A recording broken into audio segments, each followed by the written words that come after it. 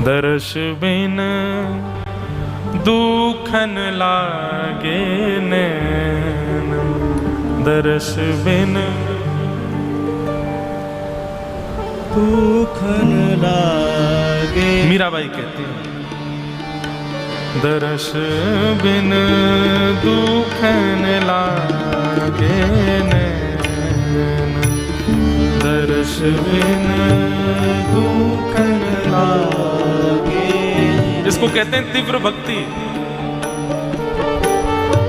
जब के तुम बिछुड़े प्रभु मेरे, जब के तुम बिछुड़े प्रभु मेरे, सब लोग गाओ। जब ते तुम बिछुड़े प्रभु मेरे, जब ते तुम बिछुड़े प्रभु मेरे, कबहु ना पायो चैन, कबहु ना पायो चैन, कबहु ना पायो चैन, दर्श बिन दुखन लागे नैन, दर्श बिन दुखन लागे। श्रीनाथ जी में एक भक्ता आई। जब श्रीनाथ जी गोवर्धन में विराजते थे, बहुत ध्यान से सुनिएगा, जब श्रीनाथ जी गोवर्धन में विराजते थे आज से 500 वर्ष पहले, तब एक राजकुमार की पुत्री अजब कुमारी वो गोवर्धन दर्शन करने के लिए आई। और जैसे उसने त्रिभंग लली ठाकुर जी को देखा ना, वो ऐसी आतुर हो गई उनके रूप पर। तीव्र भक्ति किसको कहते हैं सुनिए। गोवर्धन से वापस चली गई उदयपुर, परंतु उसको ज्वर चढ़ने लगा। और जब ज्वर चढ़ता था वैद्य आते थे, वैद्य आकर के औषधि देते थे, लेकिन वो औषधि कोई काम नहीं कर पाती थी। हर प्रकार की औषधि से भी वो निवृत्त नहीं हो पा रही थी। उसके माता पिता बड़े परेशान। एक दिन अजब कुमारी ने अपने पिताजी से कहा, पिताजी मैं एक बात कहूं आपसे। बोले हाँ। मुझे जो रोग हुआ है ना, उस रोग को कोई वैद्य ठीक नहीं कर पाएगा। उसका एक ही वैद्य है। कौन? हम कुछ दिन पहले परिवार सहित वृंदावन गए थे। वहां गोवर्धन में हमने श्रीनाथ जी के दर्शन किए थे, गिरिराज जी के दर्शन किए थे। बोले हाँ, वही है वैद्य। जब तक मुझे उनका पुनर्दर्शन नहीं होगा तब तक पिताजी मेरा ये ताप संताप विरह दूर नहीं हो पाएगा। एक राजा की पुत्री है अजब कुमारी। राजा ने कहा, देख मैं तुझे वापस भेज तो दूंगा, लेकिन अगर तेरे मन में ये भाव है कि तू सदा सर्वदा के लिए वहां रुके तो ये संभव नहीं हो पाएगा। ठीक है, तू कुछ दिन के लिए चली जा, पर कुछ दिन में वापस आ जाना। बोले वापस आके पिताजी फिर बीमार हो गई तो? बोले फिर कुछ दिन बाद फिर भेज दूंगा, लेकिन तुझे हमेशा के लिए नहीं छोड़ सकता। अजब कुमारी जाती, कुछ दिन रहती, कुछ दिन बाद जैसे ही वृंदावन की सीमा से बाहर निकलती उसको बुखार आ जाता। और वास्तविक बुखार होता था, वो ऐसा नहीं कोई नाटक करती हो, उसको सच में उसका पूरा शरीर तपने लग जाता था, होठ फटने लग जाते थे, नेत्र लाल पड़ जाते थे। इतनी विरह व्याकुल होती थी ठाकुर जी के लिए। अपने पिता से जाके कहा, पिताजी ऐसे तो मेरी मृत्यु हो जाएगी। बोले मैं कुछ नहीं जानता, तुम जाओगी लेकिन वापस आओगी। दूसरी बार जब वृंदावन गई तो बोली, एक पक्ष को तो मना के देख लिया, वो तो नहीं माने, अब दूसरे पक्ष की बारी है। श्रीनाथ जी के सामने बैठी है। बोले पिताजी तो नहीं मान रहे मुझे आपके पास छोड़ने के लिए, लेकिन आप तो भक्तवत्सल हो ना, आप तो भक्त पर अनुग्रह करते हो ना नाथ। मैं यहां नहीं रह सकती, लेकिन आप तो आ सकते हो ना मेरे पास में। उसके लिए ठाकुर जी से जिज्ञासा करने लगे, लेकिन ठाकुर जी की तरफ से कोई प्रत्युत्तर नहीं मिला। अजब कुमारी व्याकुल रहने लगी, क्या करूं मैं, ये बार बार आना जाना मुझसे नहीं होता, मुझे एक जगह रहना है। मुझे इन्हीं के पास रहना है, या तो मेरे प्राण निकल जाएं या फिर ये मुझे स्वीकार कर ले। ये तीव्र भक्ति है। अजब कुमारी अब की बार जब गोवर्धन आई, उसने वहां के मंदिर के सेवा अधिकारी से कहा कि मुझे कोई सेवा प्रदान कीजिए, आप सब पुरुष लोग ही सेवा करते हैं, कोई मेरे लायक कोई सेवा नहीं है मंदिर में जिससे मैं भी इनके समीप बैठी रहूं। बोले यहां तो सब अपरस है, तुम कोई सेवा, तुमको जो रुचि लगे, बाह्य सेवा जो बाहर से ही तुम कर सको वो देख लो। तो उसने मन में विचार किया कि मैं देखती हूं रोज शाम को ठाकुर जी चौसर खेलते हैं, और वो चौसर में बड़ी निपुण थी। उसने कहा ठीक है, एक चौकी सामने दर्शनार्थियों के बीच में लगा लेती और उस पर चौसर बिछा करके ठाकुर जी के साथ चौसर खेलती थी। एक बाजी स्वयं चलती और अपनी चाल चलने के बाद ठाकुर जी से कहती, ठाकुर जी अब आपकी बारी है, मैं ही चल देती हूं, आपको जो लगे वो इसमें उत्पन्न करा देना। और ठाकुर जी की बाजी निकाल करके जैसे ही चलती, ठाकुर जी की बाजी देख करके अगर अच्छी बाजी आती तो ठाकुर जी को कहते, अच्छा बड़े चतुर हो, हमसे आगे निकल रहे हो। ऐसे खेलती थी ठाकुर जी के साथ। लेकिन अजब कुमारी इतनी निपुण थी खेलने में कि उससे कोई नहीं जीत सकता। जब वो खेल खेलती थी ना तो श्रीनाथ जी के नेत्र मटकते थे इधर उधर। ठाकुर जी मानो वास्तव में उनकी इच्छा प्रकट होती थी कि मैं ही खेल रहा हूं। और एक समय ऐसा आया कि अजब कुमारी अपनी चाल चलने के बाद जब ठाकुर जी की चाल चलती ना तो वास्तव में ठाकुर जी के द्वारा ही वो चाल चली जाती थी। लेकिन अजब कुमारी का खेल इतना सुंदर था, वो पूरा खेल जीतते जीतते जीतते जीतते जैसी अंत में जीत होने वाली होती थी तो ऐसी चाल चलती थी, स्वयं हार जाती थी, ठाकुर जी को जिता देती थी। और भगवान उसके इस भाव से बड़े प्रसन्न हो जाते थे। कितनी बार तो अजब कुमारी को ऐसा अनुभव होता कि ठाकुर जी उसको देख के मुस्कुराते हैं, उनके दांत दिखाई देते हैं। ठाकुर जी अपने नेत्र ऊपर करके उसकी ओर मुस्कान भरी नजरों से देख लेते हैं। अजब कुमारी बड़ी प्रसन्न थी। लेकिन अब वापस जाने की बेला जब आई, आज वापस जाना है अजब कुमारी को। आज अजब कुमारी ने चौसर खेलना प्रारंभ किया और खेलते खेलते अंत में ठाकुर जी को जिताती थी। लेकिन रोते रोते बोली, आज नहीं जिताऊंगी मैं। अगर आप जीतना चाहते हो नाथ तो आपको मेरी इच्छा पूरी करनी पड़ेगी। उसने ऐसी चाल चली कि भीतर खड़े हुए श्रीनाथ जी के पसीने आने लगे। ठाकुर जी हार रहे खेल आज।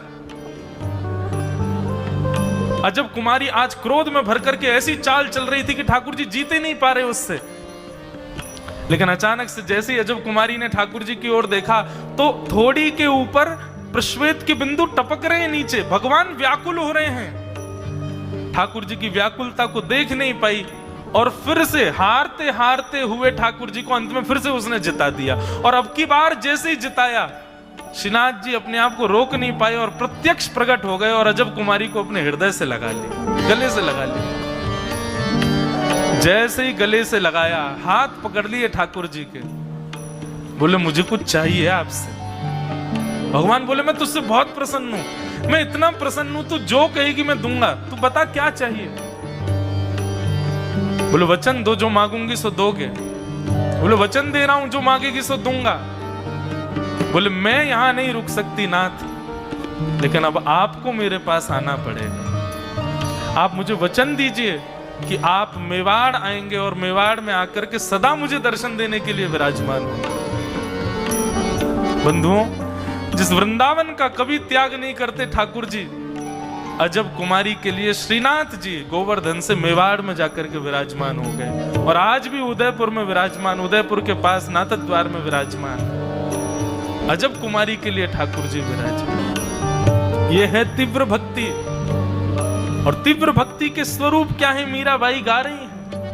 जब ते तुम बिछुड़े प्रभु मेरे, जब ते तुम बिछुड़े प्रभु मेरे, तनिक न पायो चैन, तनिक न दरस बिन दूर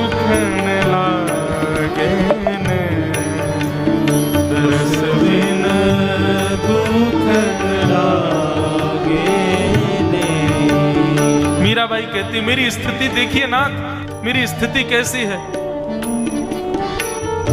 शब्द सुनत मेरी छतिया कांपे, शब्द कोई कृष्ण कह दे, कोई गोपाल कह दे तो मेरा हृदय कंपित हो जाता है। शब्द सुनत मेरी छतिया कांपे, शब्द सुनत मेरी छतिया कांपे। ठाकुर जी बोले मेरा नाम सुन के इतनी व्याकुलता होती तो मत सुना करो। मीराबाई कहते क्यों ना सुनूं, मीठो मीठो बैन, मीठो इतना मीठा है आपका नाम। विरह कथा कासू कहूँ सजनी, विरह कथा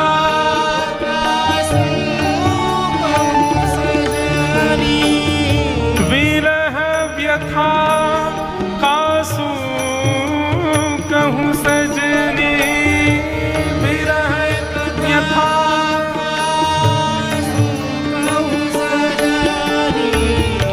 यह गई करवत ऐन,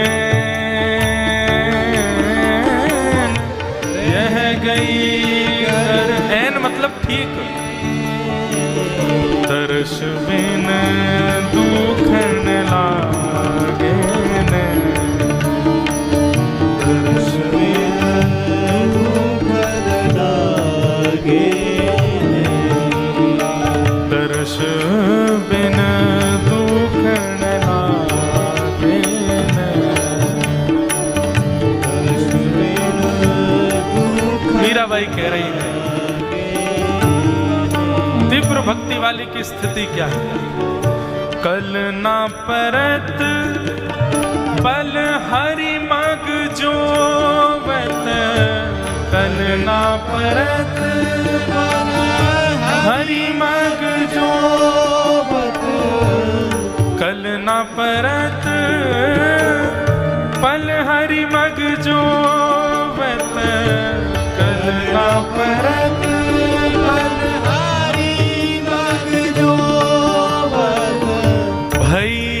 क्षमा सीने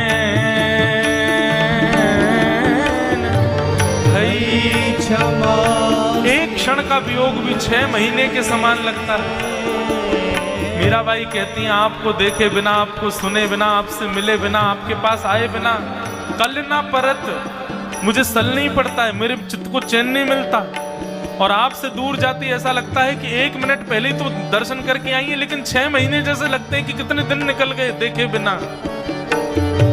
मीरा के प्रभु कब रे मिलोगे, मीरा के प्रभु कब रे मिलोगे, मीरा के प्रभु कब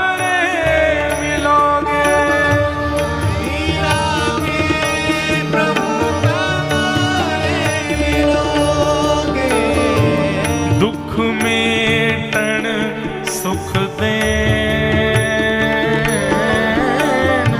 दुख में तन सुख दे,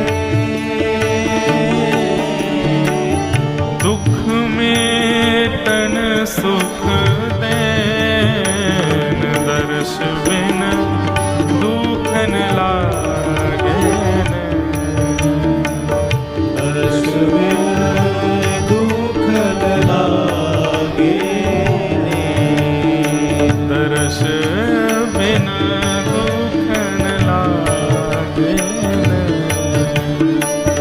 दर्श बिन दुखन लागे।